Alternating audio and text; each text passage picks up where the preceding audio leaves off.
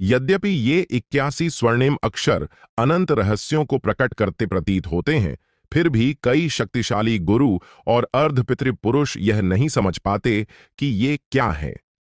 जिनके पास आध्यात्मिक जड़ें होती हैं, वे आकाश और पृथ्वी की आध्यात्मिक शक्ति को महसूस कर सकते हैं, फिर उसे सन्नादती हैं, आधार बनाते हैं और स्वर्णिम गोली बनाते हैं। आरव की वृद्ध आवाज लगातार गूंजती रही, जो पूरे विश्व में फैल गई। ये शब्द साधकों के लिए सामान्य ज्ञान है। अब मैं यह कह रहा हूं ताकि विश्व के सभी लोग इसे सुन सकें। जिनके पास आध्यात्मिक जड़ें नहीं होती, वे आकाश और पृथ्वी की आध्यात्मिक शक्ति को महसूस नहीं कर सकते और उन्हें अन्य तरीके खोजने पड़ते हैं। वास्तव में मानव शरीर एक विशाल खजाना है जिसमें अनंत संभावनाएं छिपी हैं। मार्शल आर्ट्स शास्त्र का सार गुप्त तरीकों से शरीर को मजबूत करना, शरीर की संभावनाओं को उत्तेजित करना और रसायन विज्ञान के मार्ग पर चलना है।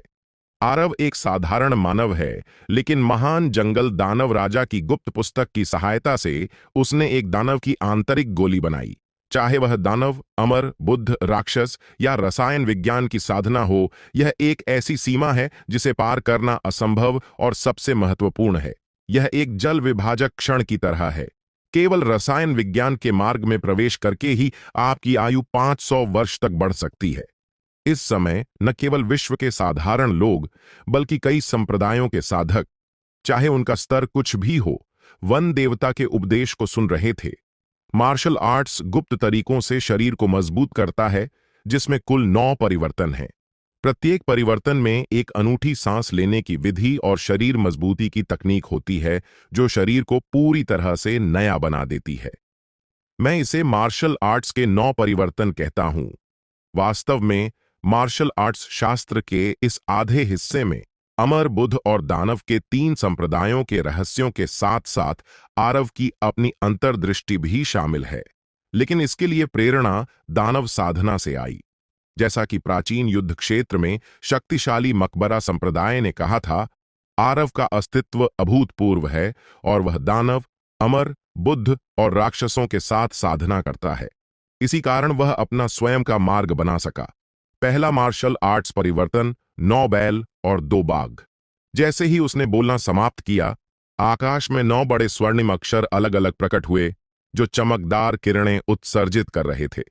ये 9 स्वर्णिम अक्षर 9 छोटे मानवों में बदल गए, जो हवा में 9 अलग अलग गतिविधियां कर रहे थे और अंत में स्थिर हो गए।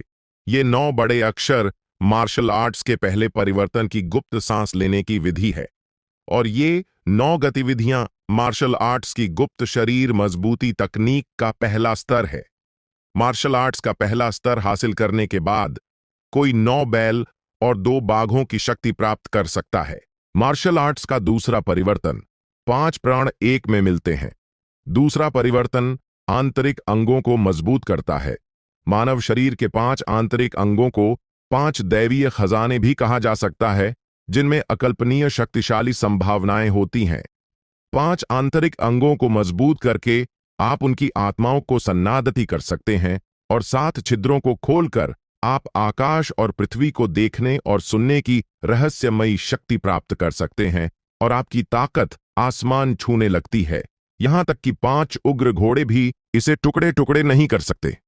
महान जंगल दानव राजा की गुप्त पुस्तक का 5वां अध्याय आंतरिक अंगों को मजबूत करना शुरू करता है। हालांकि पंचतत्व में आरव ने आंतरिक अंगों की मजबूती को बहुत पहले ला दिया।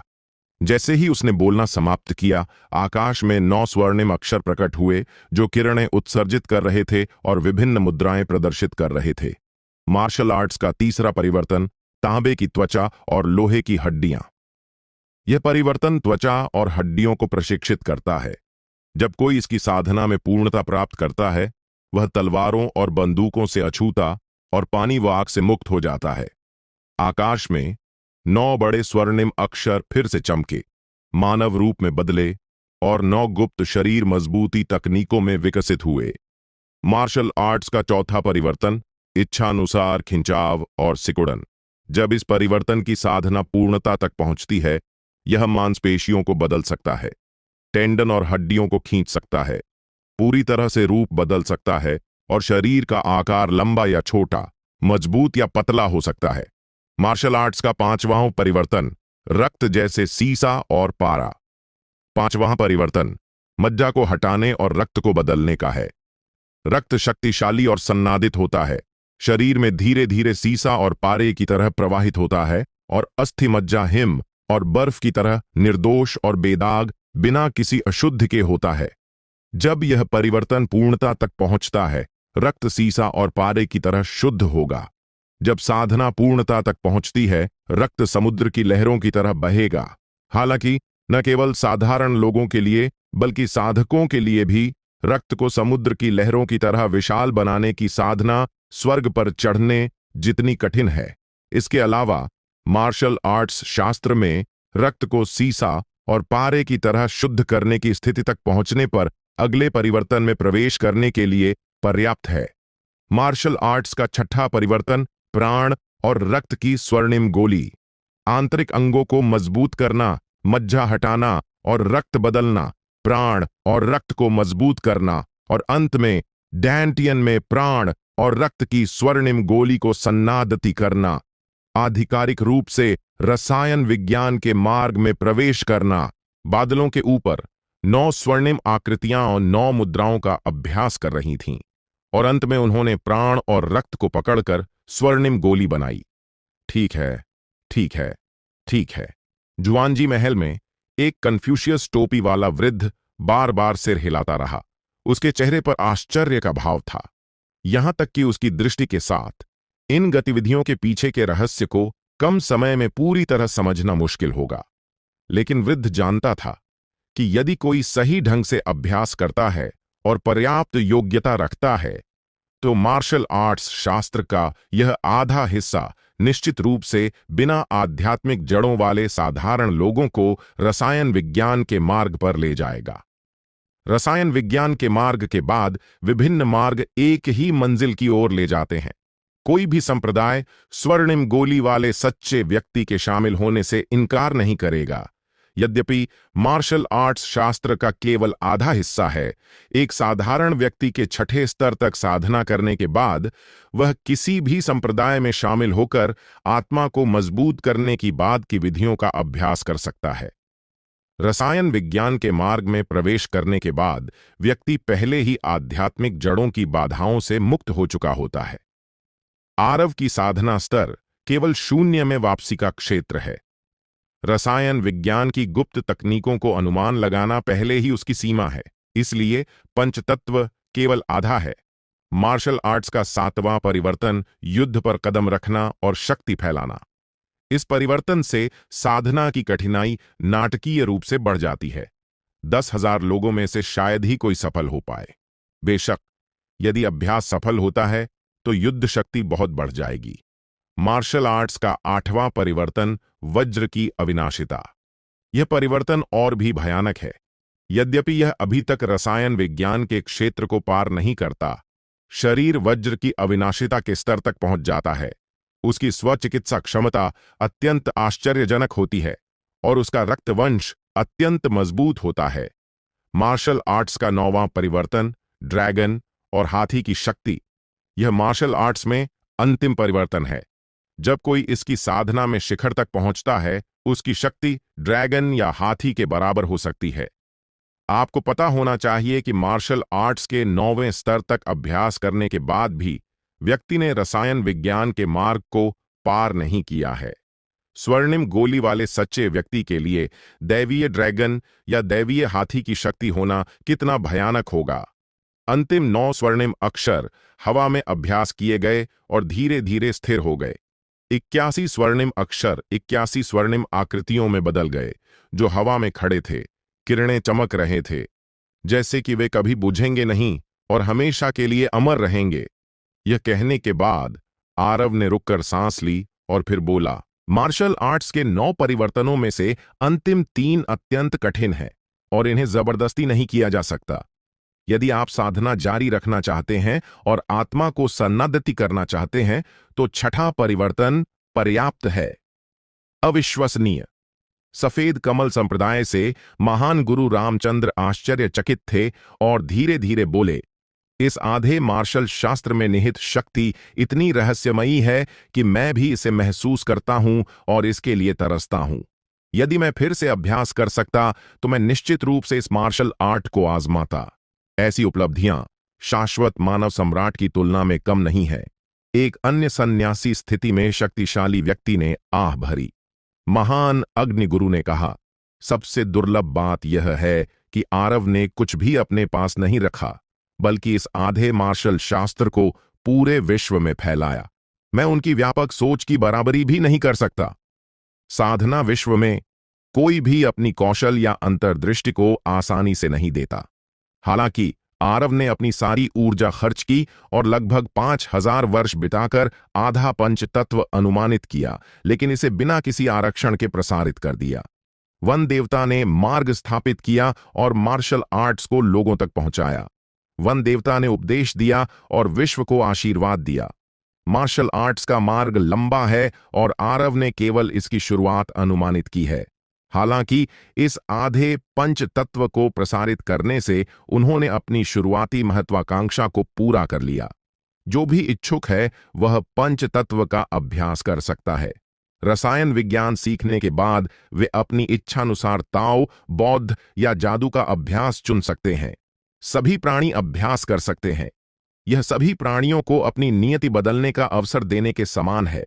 साधकों, राक्षसों और कई आपदाओं का सामना करते हुए यहां तक कि सबसे साधारण लोग भी कुछ हद तक अपनी रक्षा करने की क्षमता रखते हैं और अब दूसरों के रहमो-क्रम पर नहीं है।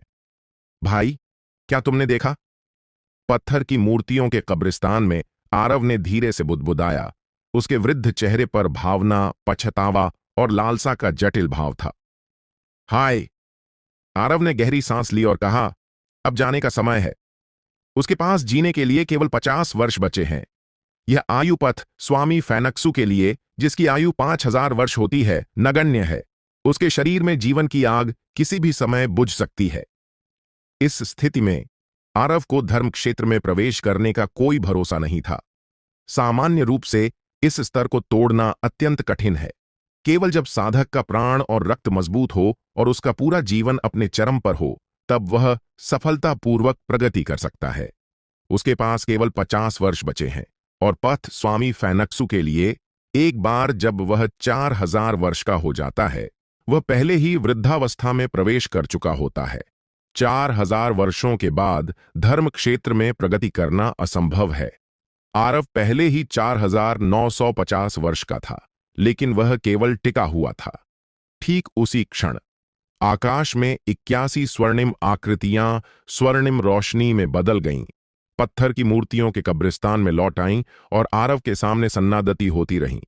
पलक झपकते ही ये 81 स्वर्णिम आकृतियां एक साथ मिलकर एक हथेली के आकार का स्वर्णिम गोला बन गईं, जो रंग बिरंगी रोशनी से भरा था, चमकदार और उज्ज्वल। यह क्या है? आरव थोड़ा स्तब्ध था। उसने वास्तव में इस स्वर्णिम गोले के साथ रक्त संबंधी अंतरंगता महसूस की। क्या यह ताओ फल हो सकता है? आरव के दिमाग में एक प्रेरणा आई और उसे ड्रैगन दफन घाटी के तल में प्राचीन पुस्तकों में देखे गए कुछ रिकॉर्ड याद आए। किंवदंती के अनुसार कुछ उच्च भिक्षुओं ने मृत्यु से पहले अपनी जीवन भर की साधना का सार ताओ फल में सन्नादती कर लिया और इसे अवशेष के रूप में उन लोगों के लिए संरक्षित किया जो इसके लिए नियत थे। यह एक अत्यंत उच्च क्षेत्र है। आरव की तो बात ही छोड़ दें, यहां तक कि महायान पितृ भी ऐसा नहीं कर सकते। और भी विचित्र बात यह है कि इस स्वर्णिम फल से जीवन का एक हल्का उतार चढ़ाव निकल रहा था, जो किंवदंती के ताओ फल से बिल्कुल समान नहीं था। वास्तव में आरव ने सही अनुमान लगाया था।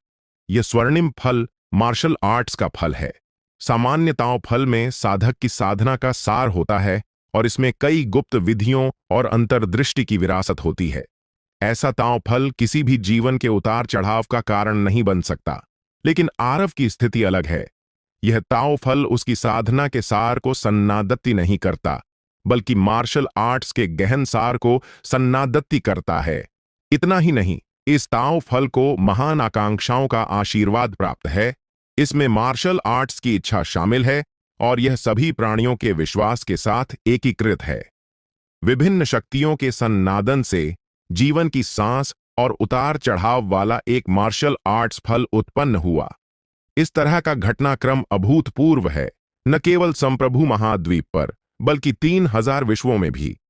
यह मार्शल आर्ट्स का फल एक ऐसा विदेशी है जो 3 क्षेत्रों से बाहर निकलता है और 5 तत्वों के भीतर नहीं है। यह अभूतपूर्व और अद्वितीय है।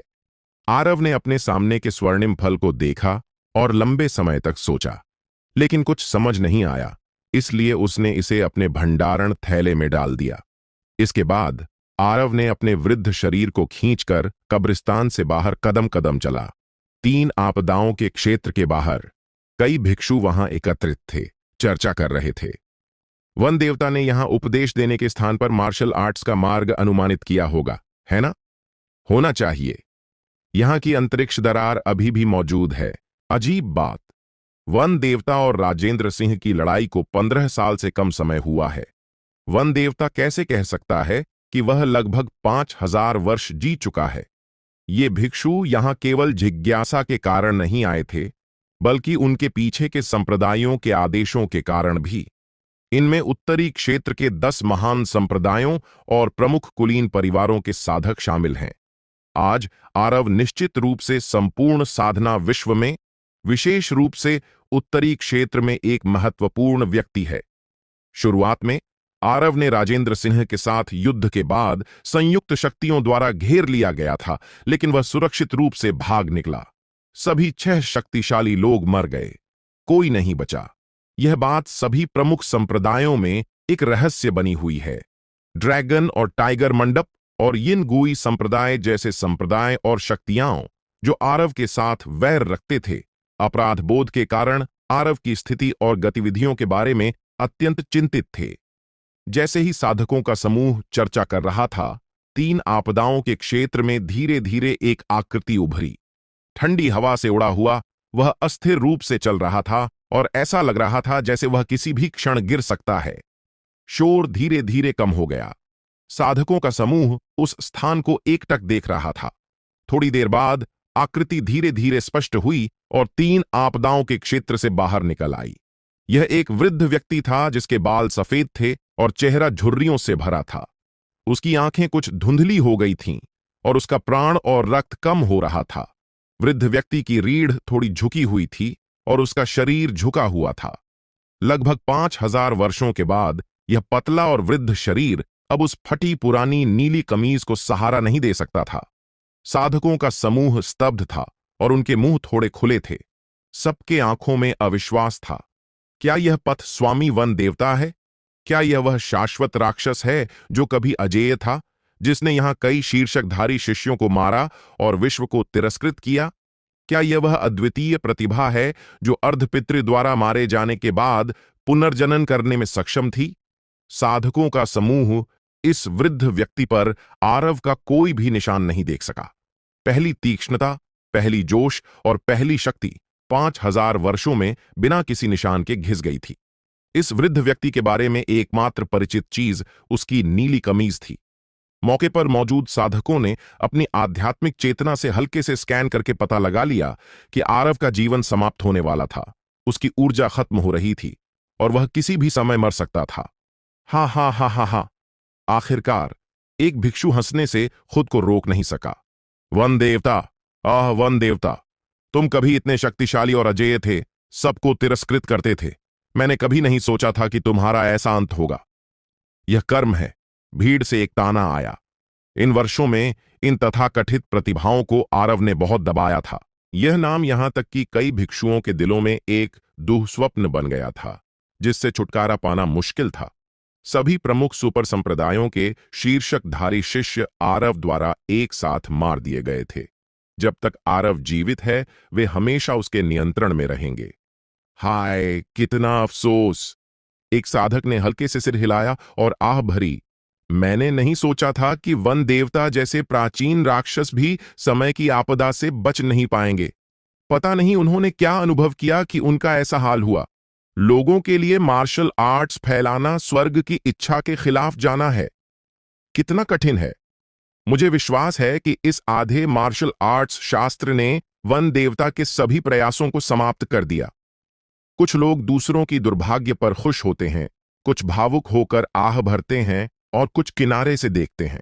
हर तरह की स्थिति अब आरव के दिल में एक लहर भी नहीं पैदा कर सकती थी। आरव ने हल्के से मुस्कुराया, अंतरिक्ष दरार के पास आया, बिना किसी को देखे उसमें कदम रखा और गायब हो गया। उपदेश देने के स्थान पर आरव के प्रकट होने की खबर जल्दी ही पूरे साधना विश्व में फैल गई। पहाड़ों में एक बांस के जंगल की गहराई में एक साधारण लकड़ी का घर था। मेरे आरव के लिए कितना अफसोस, उन्होंने मार्शल आर्ट्स स्थापित करने और विश्व के लोगों की नियति बदलने की खोज में अपनी आयु समाप्त कर दी। लकड़ी के घर के दरवाजे पर एक कठोर दिखने वाला व्यक्ति दीवार के सहारे झुका हुआ था, हल्के से सिर हिलाया और आह भरी। पता नहीं यह इसके लायक था या नहीं। एक सफेद वस्त्र वाली महिला लकड़ी के घर से बाहर आई, एक भांप लेता हुआ औषधि का कटोरा पकड़े हुए, और उसे पुरुष को सौंप दिया। पुरुष ने इसे स्वाभाविक रूप से लिया। सफेद वस्त्र वाली महिला पुरुष के बगल में बैठ गई, उसके चेहरे को दया के साथ देखते हुए और थोड़े तिरस्कार के साथ बोली, तुम उसकी बात कर रहे हो, लेकिन तुम भी तो। मेरे साथ क्या गलत है? पुरुष ने आश्चर्य से पूछा। सफेद वस्त्र वाली महिला ने कहा, तुमने मुझे 9 परिवर्तन आत्मा पुनर्जनन गोली दी, लेकिन तुम्हारी अपनी आत्मा पर चोट के निशान अभी तक ठीक नहीं हुए हैं। थोड़ा रुकने के बाद सफेद वस्त्र वाली महिला ने होंठ सिकोड़े और पूछा, क्या यह इसके लायक है? हां हां, पुरुष हंसा। उसने सिर उठाकर कटोरे में औषधि पी ली और बोला, बेशक यह इसके लायक है। इन वर्षों में किसी ने मेरी देखभाल की है। मैं तो संप्रदाय में भी वापस नहीं जाऊंगा। तुम। सफेद वस्त्र वाली महिला का चेहरा लाल हो गया। वह शर्मिंदा और गुस्से में दिखी और उसने पुरुष के कंधे पर हल्के से मुक्का मारा। लेकिन फिर सफेद वस्त्र वाली महिला चिंतित दिखी, हल्के से आह भरी और बोली, आध्यात्मिक चोटें सबसे कठिन ठीक होती हैं। पता नहीं इसका कोई समाधान होगा या नहीं। अगर मुझे यह नहीं मिला तो बेहतर है। पुरुष ने बुदबुदाया। बकवास। सफेद वस्त्र वाली महिला ने भौहें चढ़ाईं और बोली, तुम्हारी आत्मा की चोटें ठीक नहीं हो सकती। तुम्हारी साधना में सुधार करना मुश्किल है और तुम्हारी युद्ध शक्ति बहुत कम हो गई है। यह कैसे चल सकता है? मेरी आत्मा की चोट ठीक हो गई और तुम अब वापस जा सकती हो। पुरुष ने लापरवाही से पूछा। सफेद वस्त्र वाली महिला मुस्कुराई। उसकी आंखों में कोमलता थी। अनपेक्षित रूप से पुरुष इस बारे में चिंतित था। वह धीरे से पुरुष के पास सट गई और बुदबुदाई, चिंता मत करो। तथाकथित अमर संप्रदाय और वहां के लोग मेरे दिल को पूरी तरह से ठंडा कर चुके हैं। मैं कभी वापस नहीं जाऊंगी। सफेद कमल मेन। महान गुरु रामचंद्र हॉल के दरवाजे पर खड़े थे, अपने शिष्यों से खबर सुन रहे थे और लंबे समय तक चुप रहे। गुरु, मैं आपके लिए शोक करता हूं। पथ स्वामी लॉर्ड चंद्रदेव ने कहा, मेरे चाचा ने मार्शल आर्ट्स की विरासत छोड़ी। भले ही वह मर गए, यह एक अच्छी मृत्यु होगी, बिना किसी पछतावे के। महान अग्निशक्ति चुप रही। यहां तक कि उन्होंने जीवन और मृत्यु देखा था। फिर भी जब उन्हें खबर मिली कि आरव का जीवन समाप्त होने वाला है, उनके दिल में दुख की लहर उठी। ड्रैगन और टाइगर मंडप। क्या? ड्रैगन और टाइगर मंडप के नेता अचानक खड़े हो गए। उनका दिल उत्तेजित था और उनकी आंखें चमक रही थीं। उन्होंने नीचे के शिष्यों को गहरी नजरों से देखा और गहरी आवाज में पूछा, क्या तुम्हें यकीन है कि वन देवता के पास केवल 50 वर्ष बचे हैं? बिल्कुल सच। ड्रैगन टाइगर मंडप के साधक ने सिर हिलाया और कहा, यह सिर्फ मैं नहीं हूं। 3 आपदाओं के क्षेत्र के बाहर कई साधकों ने यह पहले ही देख लिया है। इसमें कोई गलती नहीं हो सकती। तो वन देवता का जीवन समाप्त होने वाला है। ड्रैगन और टाइगर मंडप के नेता धीरे धीरे वापस बैठ गए, अभी भी कुछ संदेह के साथ।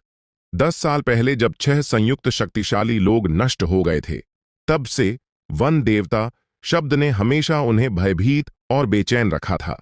वह डरता था कि एक दिन वन देवता अचानक धर्म क्षेत्र में प्रवेश करेगा और उसे मारने आएगा। इन वर्षों में उसने इस तरह के दृश्य का सपना भी देखा था। संप्रदाय के सर्वोच्च बुजुर्ग के अनुसार, यदि वन देवता धर्म क्षेत्र में प्रवेश करता है तो संप्रदाय में कोई भी उसका विरोध नहीं कर पाएगा। और अब केवल 1 दर्जन वर्षों बाद अचानक खबर आई कि वन देवता का जीवन समाप्त होने वाला है। और यहां तक कि ड्रैगन और टाइगर मंडप के नेता को भी इस पर विश्वास करना मुश्किल था। यह शक्तिशाली शत्रु जो उसे बेचैन और भयभीत करता था, मरने वाला था। महानुभाव, नीचे के साधक ने थोड़ा सोचा और पूछा, क्या यह हो सकता है कि यह वन देवता कोई चाल जानता हो और हमें धोखा दे रहा हो? इसकी जरूरत नहीं। ड्रैगन और टाइगर मंडप के नेता ने इनकार में सिर हिलाया।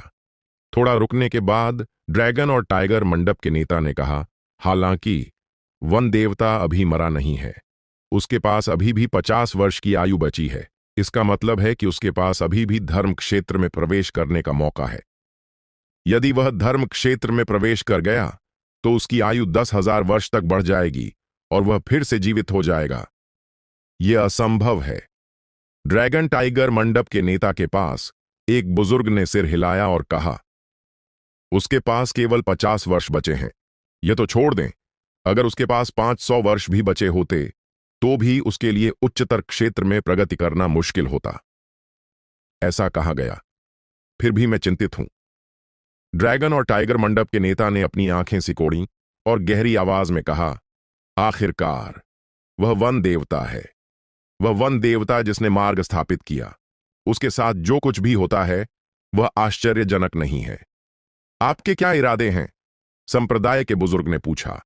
और जानकारी इकट्ठा करो और देखो कि वन देवता का अगला कदम क्या होगा। ड्रैगन और टाइगर मंडप के नेता ने कहा, यदि मौका मिले उसे मार दो। आखिरकार उसके पास केवल 50 वर्ष बचे हैं। हम उसे कोई मौका नहीं दे सकते।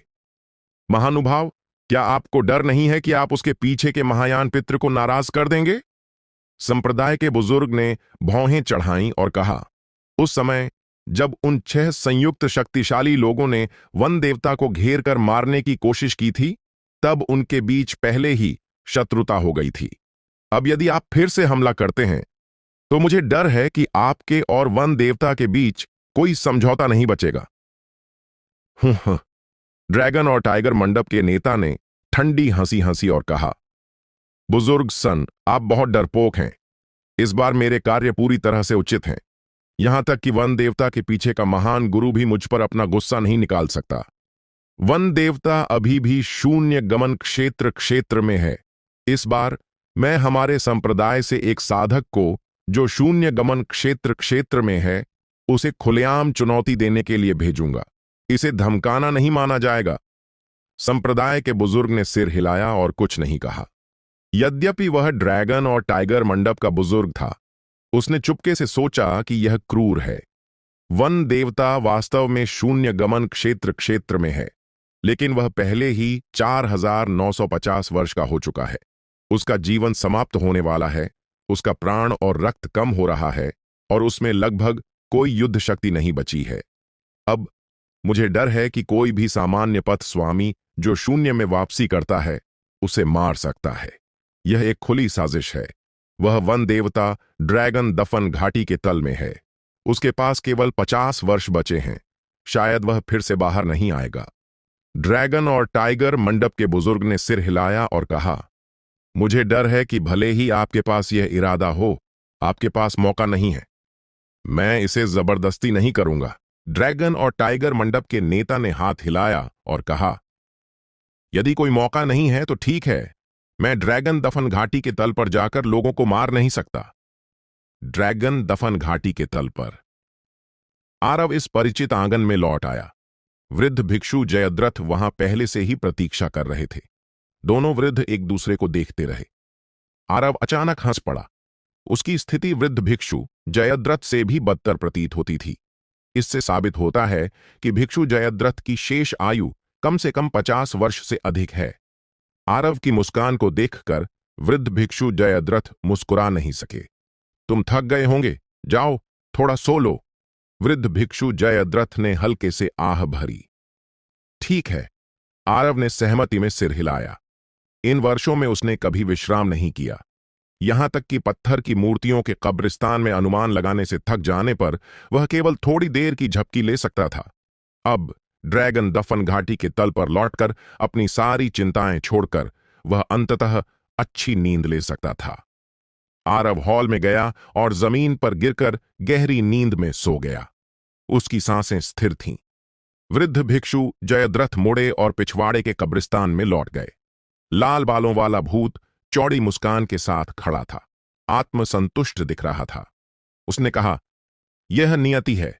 जब इस लड़के का जल कमल सच्चा शरीर शहीद हो जाएगा, तब वह केवल मेरे ड्रैगन कबीले का हिस्सा होगा। लाल बालों वाले भूत के लिए उसे जलकमल सच्चे शरीर के शहीद होने की परवाह नहीं थी, बशर्ते ड्रैगन कबीले का सच्चा शरीर ठीक रहे। लेकिन वृद्ध भिक्षु जयद्रथ ने अपने दिल में आह भरी और अपने चेहरे पर पछतावा दिखाया। आरव आखिरकार एक मानव है, लेकिन जल कमल सच्चे शरीर का शहीद होना मतलब है कि उसके शरीर पर मानवता के सभी निशान गायब हो जाएंगे। उसकी आत्मा, रक्त और आत्मा अब मानव जाति से संबंधित नहीं होंगे। वृद्ध भिक्षु जयद्रथ इसे सहन नहीं कर सके, लेकिन उनकी विधियों के साथ भी आरव को बचाना मुश्किल था। उसके पास केवल 50 वर्ष बचे हैं। उसका प्राण और रक्त कम हो रहा है, उसका शरीर बूढ़ा हो रहा है और उसकी आत्मा मुरझा रही है। धर्म क्षेत्र में प्रगति करना बस एक सपना है। आरव लोगों को उपदेश दे सकता है। भले ही उसका जल कमल सच्चा शरीर उसकी शिक्षाओं के लिए शहीद हो, वह हमेशा के लिए अमर रहेगा। वृद्ध भिक्षु जयद्रथ ने कहा।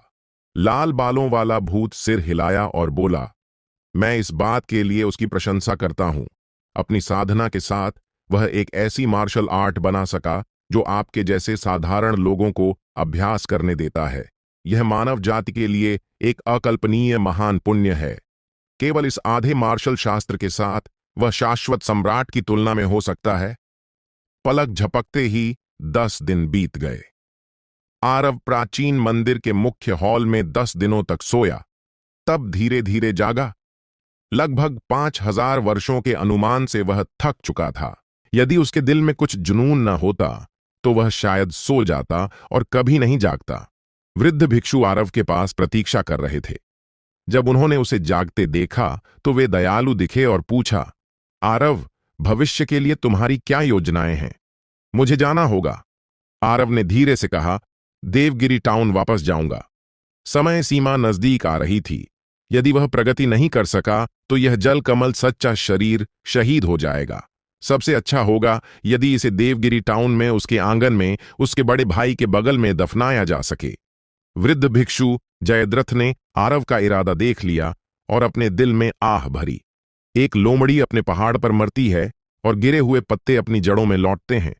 देवगिरी टाउन लौटना आरव के लिए सबसे अच्छा अंत हो सकता है। गुरु, चिंता मत करो, मैंने अभी तक हार नहीं मानी है। आरव ने वृद्ध भिक्षु जयद्रथ के दिल में उदासी को महसूस किया, हल्के से मुस्कुराया और बोला, मेरे पास अभी भी 50 वर्ष की आयु बची है। मेरे पास अभी भी प्रगति करने का मौका है। केवल 50 वर्ष बचे होने के साथ दूसरों के लिए प्रगति करना असंभव होगा, लेकिन आरव के लिए यह असंभव नहीं है, क्योंकि पिछले 5000 वर्षों में उसने अमर, बुद्ध और दानव के 3 संप्रदायों के 30 से अधिक सबसे उन्नत रहस्यों को जमा किया है। उसके चेतना के समुद्र में सृजन का कमल मंच भी है। यद्यपि आरव का रक्त और प्राण कम हो रहा था और उसका शरीर बूढ़ा हो रहा था, सृजन के कमल मंच के पोषण के तहत उसकी आत्मा मुरझाई नहीं थी। उसकी आत्मा अभी भी विश्व को महसूस कर सकती थी। ये उसकी निर्भरता थी। बेशक उसकी आयु अभी भी बहुत कम थी और आरव को यह भरोसा नहीं था कि वह प्रगति कर पाएगा। इसलिए उसने देवगिरी टाउन लौटने का फैसला किया। यदि प्रगति सफल होता है तो यह बहुत अच्छा होगा। यदि प्रगति विफल होता है तो इसे अपनी मातृभूमि में वापसी माना जा सकता है। उसके पास अभी भी विश्व में उसका सच्चा ड्रैगन शरीर है और उसे दियुए देखने का मौका है। अंत बुरा नहीं है। इसके अलावा विपुल अभी भी देवगिरी टाउन में उसका इंतजार कर रहा है। इस क्षण आरव का दिल हिला, जैसे कि उसने कुछ महसूस किया हो। उसने अपनी हथेली से भंडारण थैला छुआ और एक स्वर्णिम फल निकाला। यह है। वृद्ध भिक्षु जयद्रथ की आंखें स्थिर हो गईं। इस स्वर्णिम फल में एक रहस्यमयी आभा थी और यहां तक कि वह यह नहीं समझ सका कि यह क्या था। हाँ, वृद्ध भिक्षु जयद्रथ ने हल्के से आश्चर्य व्यक्त किया। और भी विचित्र बात यह थी कि इस स्वर्णिम फल से जीवन की सांस उमड़ रही थी, जो और स्पष्ट और तीव्र हो रही थी, जैसे कि यह किसी भी क्षण फटने वाली हो। आरव भी एक तक देख रहा था। ऐसा लग रहा था जैसे स्वर्णिम फल से कुछ जन्म लेने वाला हो। खट खट खट। अचानक स्वर्णिम फल की सतह पर दरारें दिखाई दीं। एक धमाका हुआ, जैसे कि अंदर कुछ फल की दीवार से टकरा रहा हो। जल्द ही कई टुकड़े गिर गए और एक गुलाबी और कोमल शिशु धीरे धीरे प्रकट हुआ, आरव की हथेली में लेटा हुआ, अपनी मुट्ठियां बंद करके और अपनी भुजाओं को हल्के से हिलाते हुए। आरव और वृद्ध भिक्षु जयद्रथ दोनों स्तब्ध थे। ये क्या हो रहा है? आरव ने भौहें सिकोड़ी और सोचा, और धीरे धीरे उसके दिमाग में एक अनुमान आया। वृद्ध भिक्षु जयद्रथ आश्चर्यचकित दिखे। उन्होंने शिशु की नाचती भुजाओं को थोड़ी देर तक देखा और उनकी आंखों में आश्चर्य और बढ़ गया। यह कैसे संभव है? वृद्ध भिक्षु जयद्रथ यह देखकर स्तब्ध थे कि शिशु की भुजाएं बेतरतीब ढंग से नहीं हिल रही थीं। ये दो गुलाबी भुजाएं रहस्यमयी और अबोधगम्य प्रक्षेप वक्र के साथ हिल रही थीं, जैसे कि वे आकाश और पृथ्वी के बीच सबसे रहस्यमयी शक्ति को छू सकती हों। ये गतिविधियां और मुद्राएं परिचित लग रही थीं। वृद्ध भिक्षु जयद्रथ ने थोड़ा सोचा और कुछ याद आया। ये गतिविधियां और मुद्राएं वास्तव में आरव द्वारा पंच तत्व में बनाई गई कुछ गुप्त शरीर निर्माण विधियां थीं। आरव ने भी अस्पष्ट रूप से महसूस किया कि यह शिशु मार्शल आर्ट्स के फल से उत्पन्न एक बुद्धिमान जीवन हो सकता है, और मार्शल आर्ट्स का फल मूल रूप से उससे आया था। जैसे ही यह विचार उसके दिमाग में कौंधा, शिशु ने अचानक अपनी भुजाएं हिलाना बंद कर दिया और अपनी आंखें खोल दीं। इस क्षण आरव और शिशु के बीच एक अत्यंत रहस्यमयी संबंध उत्पन्न हुआ। इस तरह की अनुभूति जलकमल सच्चे शरीर और ड्रैगन कबीले के सच्चे शरीर के बीच के अंतर की तरह थी। कोई अंतर नहीं था। सामान्य ताओ फल में कभी भी कोई बुद्धि नहीं होगी और न ही इसमें जीवन की कोई सांस होगी। इस मार्शल आर्ट्स फल का सन्नादन कई शक्तियों जैसे महत्वाकांक्षा, मार्शल आर्ट्स की इच्छा और सभी प्राणियों के विश्वास द्वारा आशीर्वादित है। संयोगवश इसने वास्तव में बुद्धि को जन्म दिया और जीवन को जन्म दिया, और मार्शल आर्ट्स से उत्पन्न यह शिशु भी आरव है। आरव बहुत खुश हुआ। मूल रूप से उसने मार्शल आर्ट्स अनुमानित किया और आधा मार्शल आर्ट्स शास्त्र बनाया, लेकिन फिर भी उसे थोड़ा पछतावा था। आखिरकार, चाहे यह जल कमल सच्चा शरीर हो या ड्रैगन कबीले का सच्चा शरीर, इस स्तर तक साधना करना अत्यंत कठिन है। ताओ का आधार मजबूत है और साधना को छोड़कर फिर से मार्शल आर्ट्स का अभ्यास करना असंभव है। दूसरे शब्दों में, यद्यपि आरव ने मार्शल आर्ट्स की स्थापना की, उसे इसका अभ्यास करने का अवसर नहीं था। इसके अलावा आधा मार्शल शास्त्र अनुमानित करने के बाद उसने बिना आध्यात्मिक जड़ों वाले साधारण लोगों की साधना न कर पाने की समस्या को हल कर दिया था। भविष्य में उसके पास इसे और अनुमानित करने की ऊर्जा नहीं होगी। अब इस शिशु के साथ सभी समस्याएं हल हो गईं। यह शिशु मार्शल आर्ट्स के लिए पैदा हुआ था, मार्शल आर्ट्स के लिए पैदा हुआ था। यह शिशु साधना के मामले में पूरी तरह से कोरा है। वह निश्चित रूप से मार्शल आर्ट्स का अभ्यास कर सकता है और मार्शल आर्ट्स के 9 परिवर्तनों के बाद इसे और अनुमानित कर सकता है। यह शिशु ड्रैगन कबीले के सच्चे शरीर और जल कमल सच्चे शरीर के समान है, और यह मार्शल आर्ट्स का सच्चा शरीर है। कुछ हद तक यह शिशु वास्तविक आरव है, क्योंकि इस शिशु ने उसकी महत्वाकांक्षा, उसकी इच्छा, उसका जुनून, उसके लिए ताओ का दिल और यहां तक कि उसकी मार्शल आर्ट्स को भी विरासत में लिया है। चाहे वह ड्रैगन कबीले का सच्चा शरीर हो या जल कमल सच्चा शरीर, इस बिंदु तक अभ्यास करने के बाद वे वास्तव में वास्तविक आरव से विचलित हो गए हैं। ड्रैगन कबीले का सच्चा शरीर मानव नहीं है, बल्कि ड्रैगन है। जल कमल सच्चा शरीर भी कमल के तनों को हड्डियों और कमल के पत्तों को त्वचा के रूप में बनाया गया एक मांसल शरीर है। इनमें से कोई भी आरव नहीं माना जा सकता। इससे पहले आरव के लिए यह निर्धारित करना मुश्किल था कि इन दो सच्चे शरीरों में से कौन सा उसका वास्तविक स्वयं था। इसलिए यह कभी स्थापित नहीं हुआ कि कौन सा मूल था। जिस क्षण उसने शिशु को देखा, आरव के दिल में अब कोई हिचकिचाहट नहीं थी। यह सच्चा मार्शल आर्ट्स शरीर वह है। 3 सच्चे शरीरों में मार्शल आर्ट्स सच्चा शरीर मुख्य शरीर है। मैं ड्रैगन के सच्चे शरीर और जल कमल सच्चे शरीर की बाधाओं से पूरी तरह मुक्त हो जाऊंगा, अपना स्वयं का मार्ग अनुमानित करूंगा और एक अभूतपूर्व गौरव बनाऊंगा। इस क्षण से यहां तक कि दीयुएं भी आरव के भविष्य के मार्ग का अनुमान नहीं लगा सकती थी। हॉल में हलचल को महसूस करके लाल बालों वाला भूत और अधिक सहन नहीं कर सका और दौड़ कर आया। यह गुड़िया कहां से आई? लाल बालों वाला भूत एक अटक देखता रहा। वृद्ध भिक्षु जयद्रथ और आरव के चारों ओर चक्कर लगाता रहा और कुछ बुदबुदाने लगा। कैसे इतने कम समय में ये दो वृद्ध एक साथ आए और एक गुड़िया बना दी? लाल बालों वाले भूत को दिल में ठंडक महसूस हुई और उसने जल्दी से इस विचार को हटा दिया। यद्यपि मैं केवल एक नवजात शिशु था, मैं रोया या चिल्लाया नहीं। मैं शांत था, अपनी काली आंखों से वृद्ध भिक्षु जयद्रथ और लाल बालों वाले भूत को बिना किसी डर के देख रहा था। थोड़ा रुकने के बाद मैंने टूटे हुए स्वर्णिम छिलके को पकड़ना शुरू किया और उसे अपने मुंह में डाल लिया। ये टूटे हुए फल के छिलके भी बहुत पौष्टिक थे।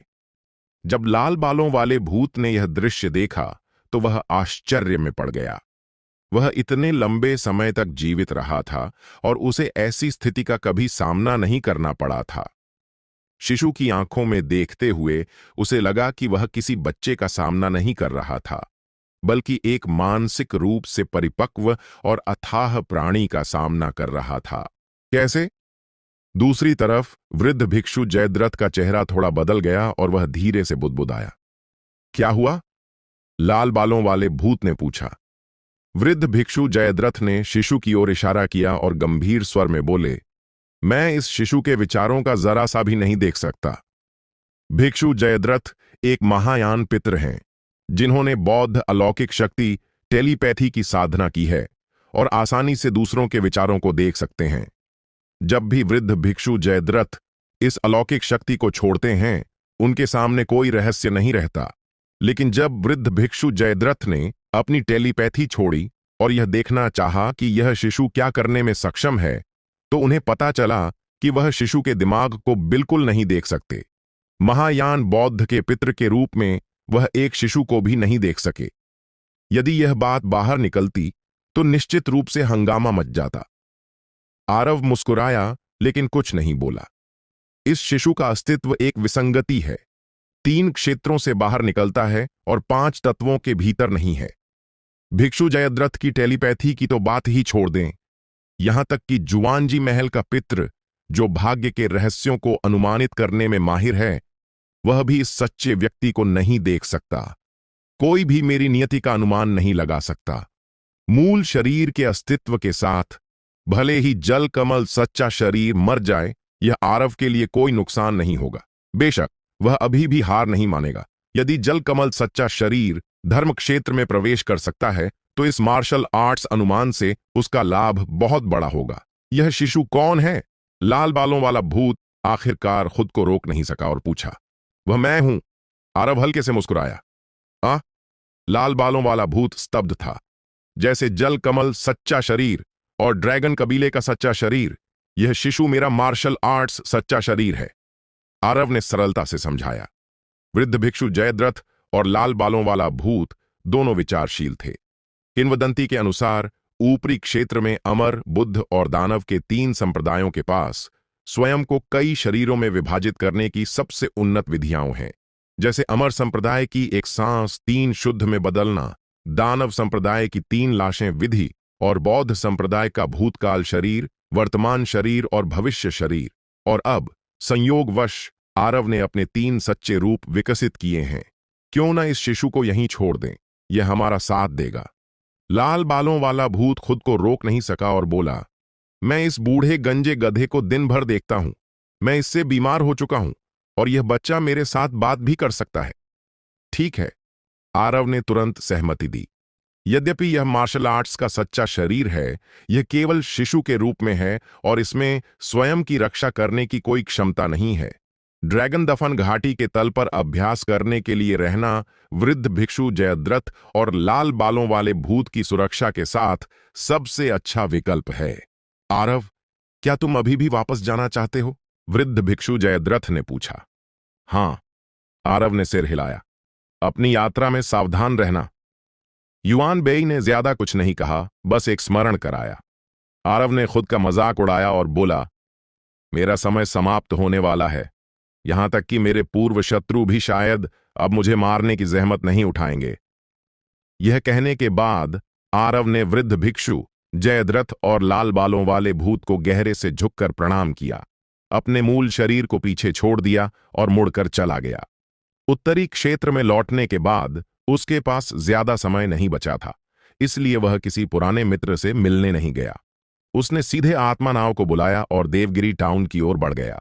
सौभाग्य से सृजन के कमल मंच के पोषण के तहत उसकी आत्मा मुरझाई नहीं थी, वरना इतने लंबे समय तक आत्मा नाव चलाने से उसकी आयु जल्दी खत्म हो जाती।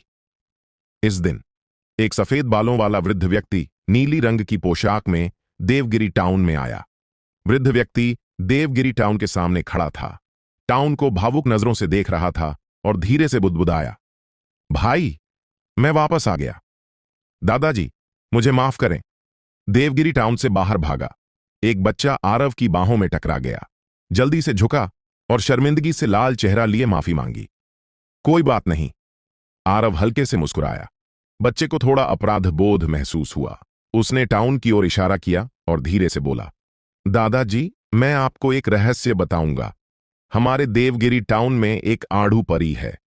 यदि आप टाउन में थोड़ा समय रहते हैं और भाग्यशाली हुए तो उससे मिलते हैं, और वह आपको जो आड़ू देती है उसे खाने से आप दशकों तक और जी सकते हैं। बहुत बहुत धन्यवाद। आरव मुस्कुराया, बच्चे के माथे को रगड़ा और देवगिरी टाउन में चला गया।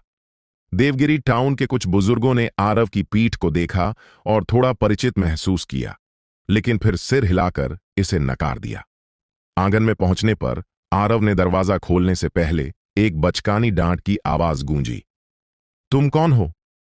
एक गुलाबी और कोमल छोटा लड़का अचानक प्रकट हुआ, आरव का रास्ता रोकते हुए। उसने उसे गुस्से से देखा और बोला, यहां किसी और को आने की अनुमति नहीं है। आरव कुछ नहीं बोला, बस लड़के को मुस्कुराते हुए देखता रहा। 10 साल से अधिक समय बीतने के बाद भी विपुल अभी भी एक बच्चे की तरह दिखता था और बिल्कुल नहीं बदला था। हाय, तुम युवा मालिक हो? विपुल ने बड़ी बड़ी आंखों से देखा, आश्चर्यचकित दिख रहा था। इसके बाद विपुल ने सूंघा और उसके दिल में अब कोई संदेह नहीं बचा। उसकी आंखें तुरंत लाल हो गईं और वह फूट फूट कर रोने लगा। मालिक, आप वापस आ गए। विपुल बहुत खुश है। लेकिन मालिक, आपकी आयु। विपुल ने जल्दी से अपने भंडारण थैले से ढेर सारे आड़ू निकाले और उन्हें आरव की बाहों में रख दिया, बार बार आग्रह करते हुए, युवा मालिक, इन्हें खाओ, युवा मालिक, इन्हें खाओ। विपुल द्वारा उगाए गए आड़ू साधारण लोगों की आयु को कई दशकों तक बढ़ा सकते हैं, लेकिन यह आड़ू आरव के लिए बहुत कम उपयोगी है। आरव ने मना नहीं किया। उसने आड़ू लिया, एक बड़ा कौर लिया और प्रशंसा की, वाकई बहुत अच्छा है। विपुल बोल नहीं सका, बस रोता रहा। वह आरव से निकलने वाली वृद्धावस्था की आभा को महसूस कर सकता था। उसे डर था कि वह फिर कभी आरव को नहीं देख पाएगा। मैं ठीक हूं। आरव ने धीरे से विपुल के चेहरे पर आंसू पोंछे और नरम स्वर में बोला, मैं तुम्हें एक काम देना चाहता हूं। मालिक, आप कहो। विपुल ने होंठ सिकोड़े और जोर से सिर हिलाया। आरव ने कहा, मैं यहां साधना करूंगा और अंतिम प्रगति के लिए तैयारी करूंगा। इस दौरान मुझे कोई व्यवधान नहीं, ठीक है?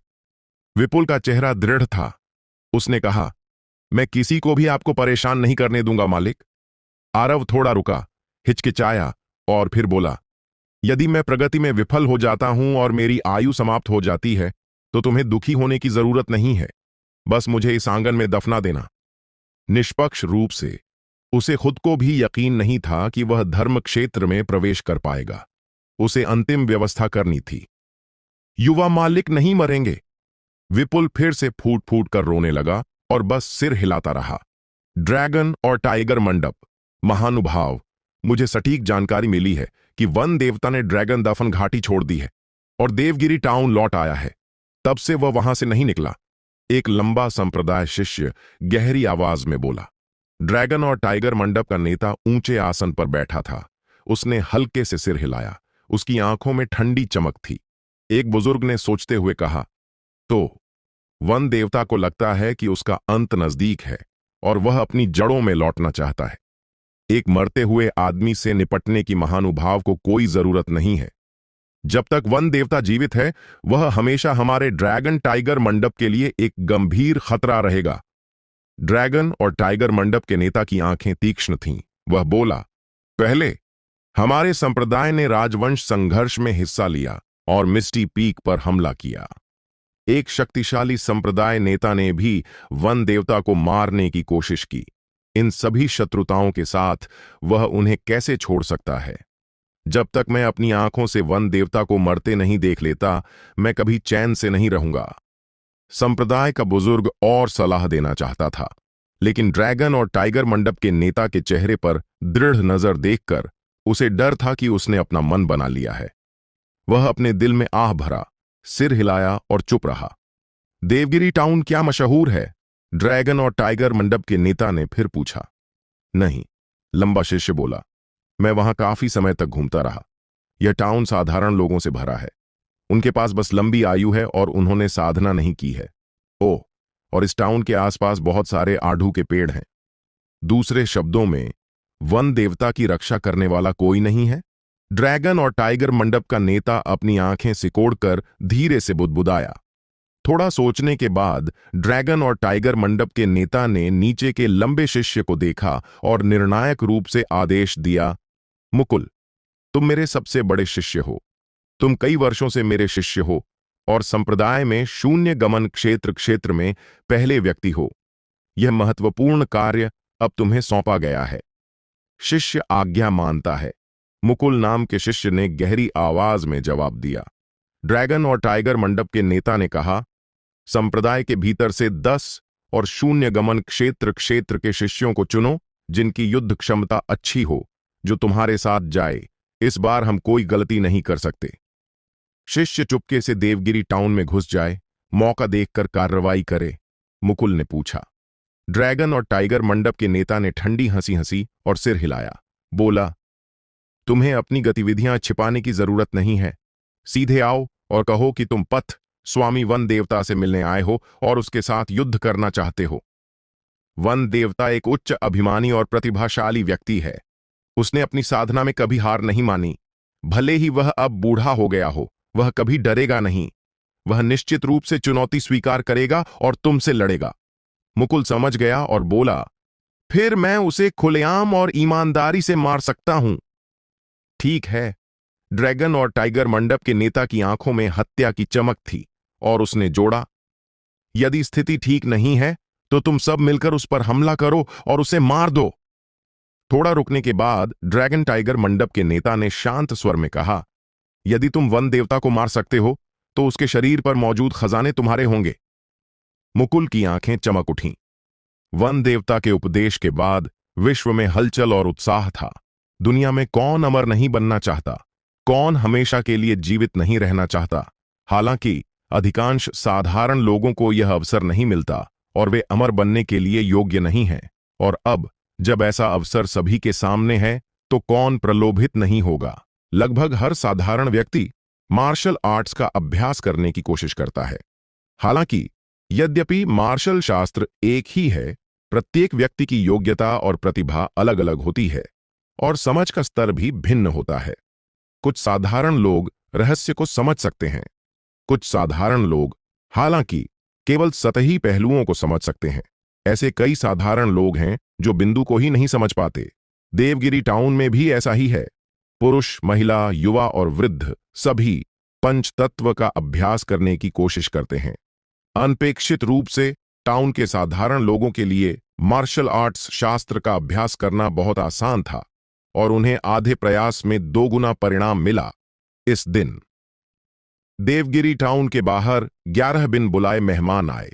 इन साधकों की आभा शक्तिशाली थी और उन्होंने अपनी गतिविधियां नहीं छिपाईं। वे ड्रैगन और टाइगर मंडप की पथ स्वामी पोशाकें पहने हुए थे। नेता एक बलिष्ठ पुरुष था और वह कोई और नहीं बल्कि ड्रैगन और टाइगर मंडप का पथ स्वामी मुकुल था। मुकुल के नेतृत्व में 10 फैनक सुपथ स्वामी देवगिरी टाउन की ओर बड़े कदमों से चले। टाउन तक पहुंचने से पहले उन्हें आड़ू के पेड़ की शाखाओं ने रोक लिया, जो जीवंत प्रतीत होती थीं। सब लोग वापस लौट जाएं। इस दौरान देवगिरी टाउन में प्रवेश और निकास निषिद्ध है। एक थोड़ी बचकानी आवाज गूंजी। मुकुल ने अपने दिल में ठंडी हंसी हंसी और आवाज को अनदेखा किया। इसके बजाय उसने जोर से कहा, मैं ड्रैगन और टाइगर मंडप का पथ स्वामी मुकुल हूं। मैंने वन देवता का बड़ा नाम लंबे समय से सुना है। मैं आज उनसे मिलने आया हूं। कृपया मुझसे मिलें, वन देवता। तुम क्या चिल्ला रहे हो? अचानक टाउन के द्वार पर एक छोटा लड़का प्रकट हुआ। उसकी भौहें थोड़ी सिकुड़ी हुई थीं और वह मुकुल और अन्य लोगों को कुछ गुस्से से देख रहा था। छोटी गुड़िया, तुम कौन हो? एक शून्य में वापसी करने वाले पथ स्वामी ने मुस्कुराते हुए पूछा। मैं विपुल हूं, युवा मालिक का लड़का। छोटे लड़के ने गंभीरता से जवाब दिया। यद्यपि विपुल ने नहीं बताया कि युवा मालिक कौन था, मुकुल और अन्य लोग अनुमान लगा सकते थे। मुकुल ने हंसकर कहा, छोटे बच्चे, जल्दी वापस जाओ और अपने मालिक को बता कि मैं पथ स्वामी मुकुल उनसे मिलने आया हूं। युवा मालिक मेहमानों से नहीं मिलते, कृपया वापस जाएं। विपुल ने हल्के से झुककर और शिष्टाचार के साथ जवाब दिया। मुकुल के होठों पर मुस्कान और बढ़ गई। वन देवता का उनसे मिलने से इनकार करना और साबित करता है कि वन देवता की आयु समाप्त होने वाली है। उसे पूर्ण यकीन था कि वह एक मरते हुए व्यक्ति को मार सकता है। मुकुल का चेहरा अंधेरा हो गया। उसकी आंखों में हत्या की आभा चमकी और वह भयावह स्वर में बोला, छोटे बच्चे, इस मामले में तुम्हारी कोई बात नहीं है। यदि तुम हमें रोकने की हिम्मत करते हो तो मुझे दोष मत देना कि मैं अशिष्ट हो गया। उसने सोचा कि इस तरह धमकी देने और थोड़ा क्रूरता दिखाने से छोटा लड़का डर जाएगा और हक्का बक्का रह जाएगा। अनपेक्षित रूप से विपुल बिल्कुल नहीं डरा, बल्कि उसका चेहरा कठोर हो गया। क्या तुम युवा मालिक को नुकसान पहुंचाना चाहते हो? विपुल बहुत सांसारिक नहीं है और वास्तव में उसका दिल साधारण और दयालु है, लेकिन वह मूर्ख नहीं है। भाई, तुम इस छोटे बच्चे से क्यों परेशान हो रहे हो? शून्य में वापसी करने वाले संप्रदाय का एक पथ स्वामी आगे बढ़ा। उसने अपना हाथ बढ़ाया और विपुल के गले को पकड़ लिया। बोला, बस इस छोटे बच्चे को कुचल दो। तुम वास्तव में बुरे इरादे रखते हो। विपुल ने शून्य में वापसी करने वाले पथ स्वामी के बढ़ाए गए हाथ को देखा और अचानक बिना किसी चेतावनी के हरकत में आया। उसका पतला सा प्रतीत होने वाला हाथ अचानक शून्य में वापसी करने वाले पथ स्वामी के हाथ पर टिका। एक लपेट, एक झटका, खट खट खट, हड्डियों के टूटने की भयावह आवाज सुनाई दी। मुकुल की भीड़ की नजरों के सामने इस शून्य में वापसी करने वाले पथ स्वामी का हाथ वास्तव में टूट गया। उसकी बांह की आधी से ज्यादा हड्डियां टूट गईं। थोड़ा रुकने के बाद शून्य में वापसी करने वाला पथ स्वामी अंततः प्रतिक्रिया दे सका। उसका चेहरा स्थिर हो गया और तुरंत ठंडा पसीना छूटने लगा। आह! इस व्यक्ति के मुंह से एक तीखी चीख निकली। सब लोग सावधान रहो, यह छोटा बच्चा एक दानव बन गया है। मुकुल ने गाली दी। धिक्कार है, मैं गलत था। तुम सब तुरंत पीछे हट जाओ, वरना मुझे दोष मत देना कि मैं अशिष्ट हो गया। विपुल ने गंभीरता से चेतावनी दी। यदि यह मंकी और अन्य लोग होते तो वे बिना एक शब्द कहे सबको मार डालते, लेकिन विपुल अलग है। उसके हाथ कभी खून से रंगे नहीं हैं और उसने कभी किसी प्राणी को नहीं मारा। अब इस शून्य में वापसी करने वाले पथ स्वामी की बांह तोड़ना उसका सबसे गंभीर प्रहार था। जूनियर भाई कियान, दूसरा शून्य में वापसी करने वाला पथ स्वामी गुस्से में था। उसने तुरंत अपने भंडारण थैले से एक जादुई हथियार निकाला। एक हाथ से सृजन का विशाल कुल्हाड़ी घुमाया और विपुल के सिर पर बिना रुके प्रहार किया। विपुल का शरीर हिला और पलक झपकते ही वह शून्य में वापसी करने वाले पथ स्वामी के सामने पहुंच गया। गति बहुत तेज थी। इस समय शून्य में वापसी करने वाले पथ स्वामी का विशाल कुल्हाड़ी अब भी उठा था और अभी तक नीचे नहीं गिरा था। विपुल ने अपनी बांह बढ़ाई और उसका गुलाबी और कोमल छोटा हाथ सीधे उस व्यक्ति के सीने पर गिरा। खट! इस व्यक्ति का सीना थोड़ा धंस गया और कम से कम 7 से 8 हड्डियां टूट गईं। उफ! शून्य में वापसी करने वाला पथ स्वामी खून उगलता हुआ पीछे गिरा। सब लोग, इस दानव में कुछ कौशल है। मुकुल ने अपनी आंखों में तिरस्कार छोड़ दिया, गंभीर देखा, चिल्लाया और अपनी जीवन रक्षक जादुई हथियार, एक दुष्ट आभा से भरी लंबी तलवार को बुलाया और विपुल पर हवा में प्रहार किया। उसकी लंबी तलवार 10,000 राक्षसों और जानवरों के खून से जाली गई थी। इसे 10,000 जानवरों की रक्त तलवार कहा जाता था और यह एक जन्मजात पथ स्वामी जादुई हथियार था। एक तलवार के प्रहार से कोई हल्के से हजारों जानवरों की छायाएं तक बना सकता था। अत्यंत शक्तिशाली। इसके अलावा यह तलवार अत्यंत दुष्ट थी। सभी जानवरों की नाराजगी और दुष्ट आत्मा तलवार के शरीर में छिपी थी। यदि साधक सावधान नहीं रहा तो यह आसानी से उसके दिमाग को प्रभावित कर सकता था।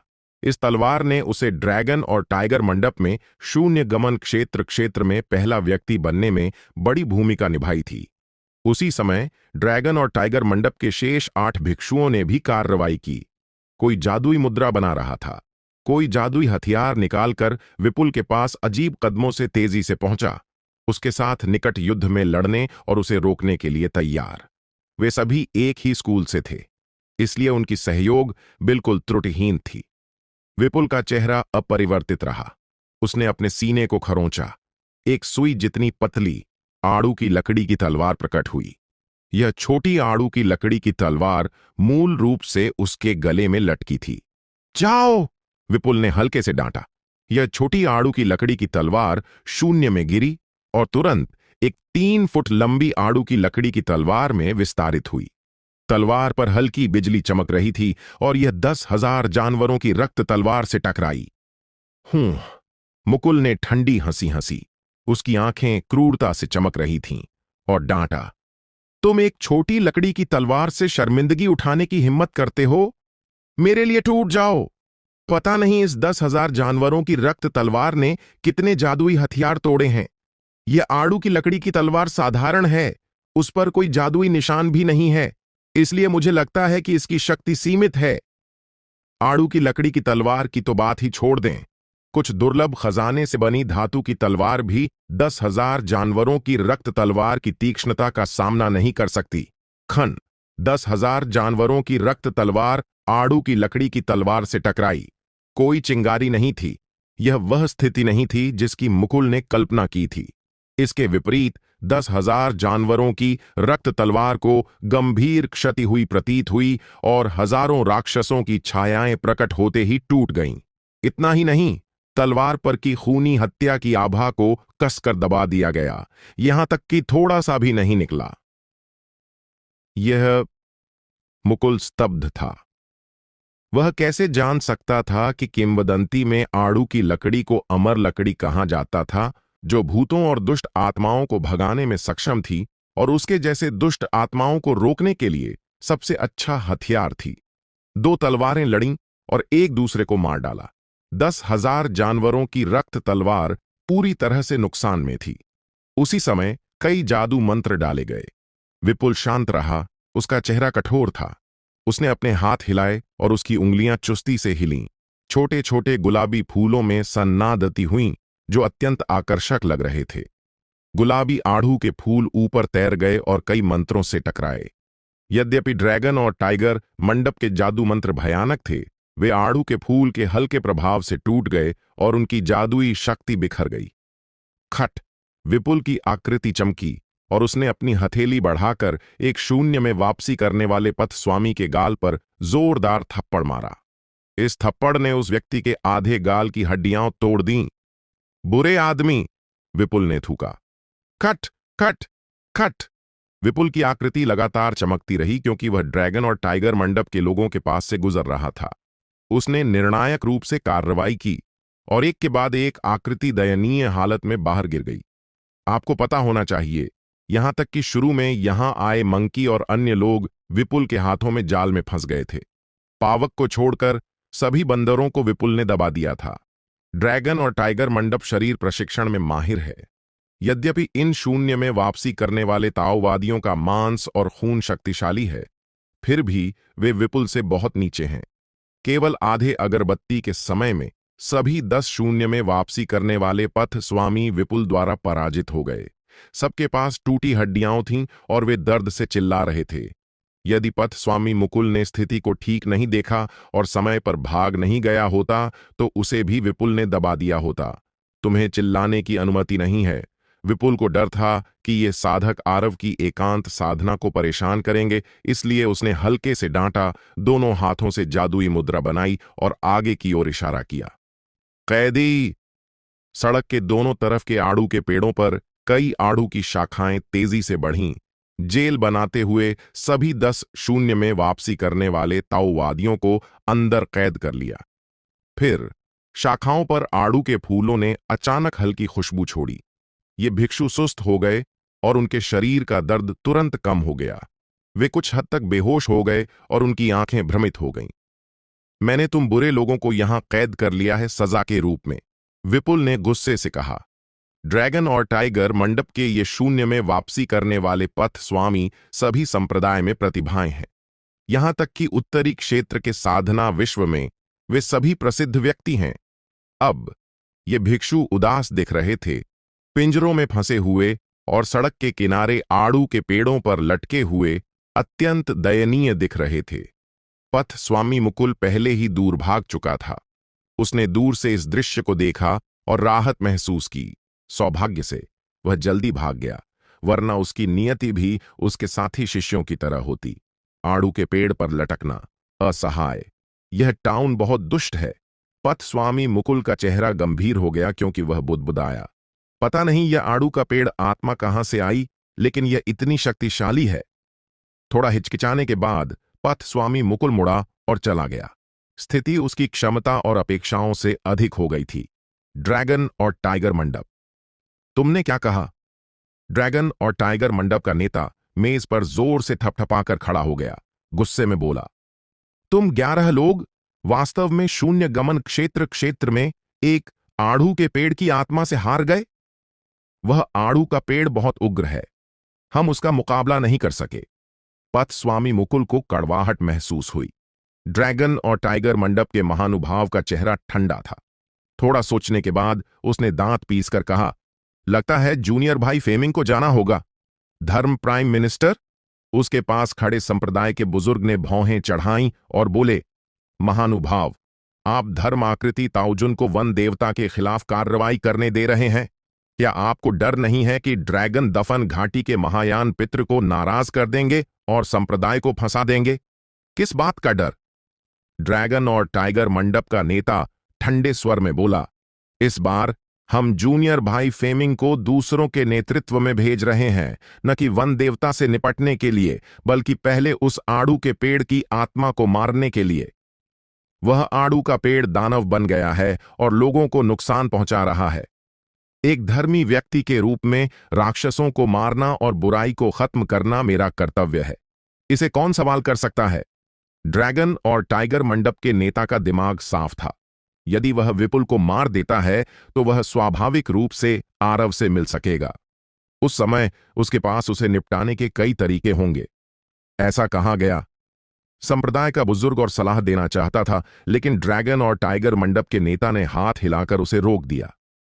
बुजुर्ग, और कुछ कहने की जरूरत नहीं, मैंने अपना मन बना लिया है। ड्रैगन और टाइगर मंडप का नेता सोचकर बोला, हमें इस मामले को तेज करना होगा। यदि तुम यह युद्ध हार गए तो खबर जल्दी फैल जाएगी।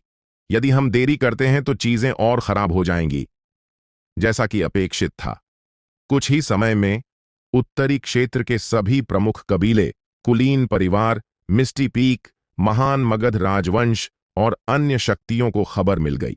वन देवता ने ड्रैगन दफन घाटी छोड़ दी और देवगिरी टाउन लौट आया।